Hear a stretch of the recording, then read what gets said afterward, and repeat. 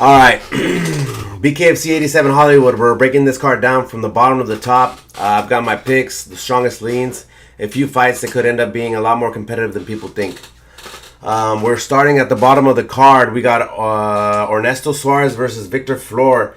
This is one of those fights where I'm probably going to lean toward the guy we know a little more about with Suarez. At least he's been in there before, so he's not walking in as a total unknown. That matters especially in a fight like this. With Victor Flor, there's just less out there right now, so when a guy feels a little more proven and the other guy still feels like a question mark, I'm going to usually side with the safer pick. So I'm going to go with Ernesto Suarez by decision. Oops. Ernesto Suarez by decision. Moving on. We've got... Oh shit, let me see here. So moving on, we've got Chino Bloom versus Alex Davis. This one might get ugly fast. Bloom has fought Brock Walker and Dylan Bladen. Alex Davis has fought Hayden Brown, Braxton Smith, and Kenzie Morrison. So this isn't just two big dudes walking in from the parking lot, you know? To me, Alex Davis feels like the kind of guy that can change the whole fight with one shot. Bloom feels more like the kind of heavyweight who's perfectly fine if this turns into a backyard dogfight and everything gets weird. That's why I wouldn't get too confident here. Heavyweight fights have a way of going off script fast. But I'm leaning towards Alex Davis by KO because he feels like the more dangerous guy early. But this is definitely one of those fights where if it gets sloppy, all logic can leave the building. We move on. We've got Chris Garcia versus Chancey Wilson. This is one of the more sneakier fights in the card.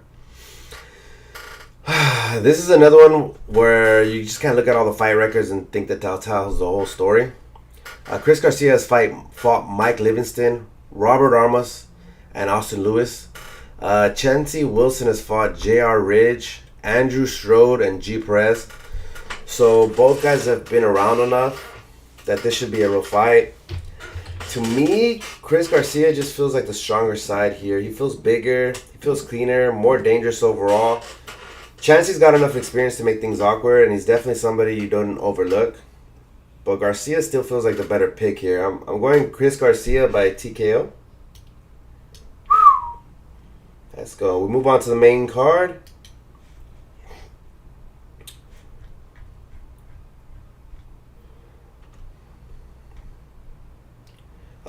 So we move on to the main card. Now this one's interesting. Juan Carlos Rivera versus Mike Hansen. Both guys are 2-0. So this is one of those fights where it feels easy to overlook. But it's actually pretty interesting once you look at it. Juan Carlos Rivera feels like the kind of guy who gets better as the fight goes on. He's not somebody who needs to win every second early. He seems more like the guy who settles in, he starts making reads, and gets more comfortable the longer the fight lasts. He beat Albert Incline and Zay Garcia. And the more you look at him, the more he feels like the kind of guy who trusts his cardio and his ability to adjust. Then on the other side, you got Mike Hansen. Feels like more of a traditionally experienced fighter. He's been in there with Anthony Yost, Dominic Carey, and on top of that, he's got a huge 7-inch reach advantage. So to me, this fight is really about who gets to fight their kind of fight. If Hansen controls the range early, he can make this tough, but if Rivera gets settled in and starts finding his rhythm, this feels like the kind of fight he can slowly take over. I'm going Juan Carlos Rivera by decision.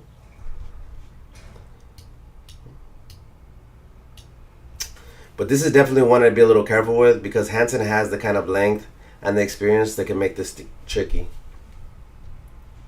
Let's go with... So next on the card, we've got AJ Rodriguez versus Robert Armas. This was like one of those classic young guy on the rise versus a veteran test kind of fights. AJ Rodriguez looks like the younger, sharper, more explosive guy. He's been in there with D'Amico Lebanon and Corey Roberts, and he feels like somebody they expect to keep moving forward. But Robert Armas is just not in there to fill a spot. He's fought Dylan Shute, Louis Lopez, Justin Ibarola, so he's been in there with legit guys. That's what makes this a real test. So the question is, is AJ Rodriguez ready to separate himself against somebody who's already been in there through some real fights? I think he is. I'm gonna go AJ Rodriguez by TKO, but Armas is definitely the type of guy that can make him earn it. So let's see here. This one's a little tougher than it looks. Jeremy Smith versus Donald Sanchez. Jeremy Smith has fought guys like Stephen Townsend and David Simpson. Donald Sanchez has fought Dallas Davidson, Harrison Atkin, and David Mundell. So both these guys have been around a little bit. This should feel more like a veteran fight than just a random filler to me. Donald Sanchez feels like the steadier pick. Jeremy definitely live, but Sanchez just comes off like the more competitive veteran. I'm going Donald Sanchez. Donald Sanchez.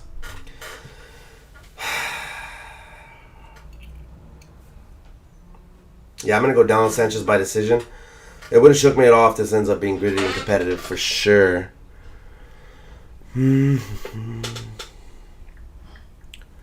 Alright, Sabbah Homasi versus Leonel Carrera. This is one of the harder fights on the card. This is one of the harder fights on the card to feel great about. Sabbah Homasi is obviously the bigger name, especially if you know him from MMA. He's been in there with Eduardo Peralta and Johnny Tello. So this isn't just name value carrying him. He's got real experience and he's been around. Leonel Carrera is a little harder to get a full read on. But from what we do have, he's fought Sean Housting. So he's not a total unknown either. That's why this one's tricky. Sabbah has a bigger resume overall, but that doesn't always mean it's the easier guy to trust in a fight like this. Sometimes a fighter who fits the kind of matchup better is the one we know less about, or less hype. So this one I don't feel too strong about. But right now I'm leaning towards Carrera. I'm going to go Leonel Carrera by decision. Next up, we got Rosalinda Rodriguez versus Shelby Cannon. Here's where it starts getting fun, actually. This is not a bathroom break fight. This is actually a pretty good matchup. Rosalinda feels like the cleaner boxer here. She's been in there with Monica Franco, Gabriella Roman, and she just comes off like the more polished fighter. Shelby Cannon feels like more of the fighter who wants to make things rough and uncomfortable. She's fought Kat Paprochik and Taylor Starling, so she's got enough experience to make this competitive. If Rosalinda gets the kind of fight she wants, I think she wins. If Shelby can turn this into a more gritty scrap, then it gets closer. I just trust Rosalinda's cleaner approach a little more. I'm going to go Rosalinda Rodriguez by decision. Next on the card. Alright, now we're getting into one of the better fights. Brian Durant versus Derek Perez. Brian Durant is one of those guys that just feels dangerous every time you talk about him. He's fought Kai Stewart, Kassem Ruffin, and Robbie Peralta. So he's already been in there with a good competition. Then Derek Perez is one of those guys where the record doesn't really tell the whole story. He's fought Dylan Shute, Justin Ibirola, and Mike Livingston, and Rick Caruso. So he's definitely been tested. That's why I like this fight. Durant feels like the more explosive guy. Perez feels like the type who can stay tough, stay composed, and make it harder than people expect. So does Durant break him or does Perez drag him into a real dogfight? I'm leaning Durant because I think his offense is a bigger factor here. I'm going to go Brian Durant by TKO. Now we got... now this one might end quick. This one is Leonardo Purdomo versus Rashad Coltter. Leonardo Purdomo just feels like one of those heavyweights where danger just shows up fast. He feels like the kind of guy that can change the fight before it ever really settles in. Then, on the other side, you got Rashad Coltter. Rashad Coltter, he's got the size. He's got enough experience that you can't totally dismiss him. But this still feels like one of those spots where the danger is the whole story. So to me, this fight comes down to one thing. Can Coltter survive the first wave? Or does Purdomo do what Purdomo usually does and make this short? I'm going to go Leonardo Purdomo by KO. This feels like one of those fights where if Purdomo lands cleanly, it could be over before you even get comfortable. So that's probably one of the biggest locks on the card, Leonardo Purdomo. So we got main event time. Stewart versus Niko Gaffy. So this is a really good one. Stewart feels like a real champion here. He fights with confidence, he brings pressure, and once he gets going, he starts wearing people down with the pace. He's already been in there with guys like Brian Durant, who we just talked about, Tommy Stroudum, and every time you watch him, he looks like someone BKFC could really build around. He doesn't just win fights, he rules the pace, he controls the pressure, and he carries himself like a king in there. Then on the other side, you got Niko Gaffy. Niko Gaffy, I think, is the kind of guy people might overlook. They just see the record and move on, but he's been in there with Radek Stelder, Brandon Allen, and Jelly Zegers. He knocked out Brandon Allen, but that was in Dubai, so maybe Brandon Allen was kind of jet lagged, or I mean, it's a big flight over there, so I don't know, but he has put together a solid run of his own. So he's not just showing up because they needed somebody to fight Kai. He's earned the spot. So to me, the question is whether Gaffy can keep this fight where he wants it, or does Kai do what he usually does and starts making this his kind of fight. Because once Kai gets comfortable and starts building momentum, that's where he becomes a problem. I think Gaffy is skilled enough to make this competitive, and he's definitely dangerous enough to have some success. But when this turns into a tough fight, I trust Kai more. And that's why I'm leaning more towards King Kai. I'm going King Kai by decision. So my final picks are going to be, just to kind of go back over them, I'm picking, let's go with Ernesto Suarez by decision. I got Alex Davis by KO. I have Chris Garcia by TKO.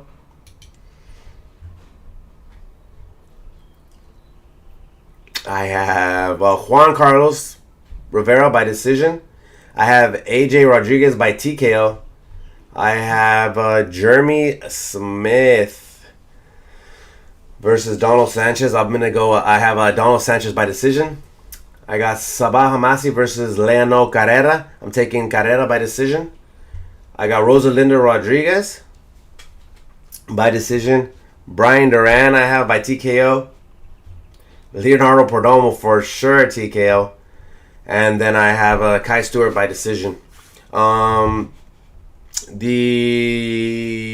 fights, the picks I feel the best about on the card are Kai Stewart, Brian Durant, Chris Garcia, AJ Rodriguez, and Leonardo Purdomo.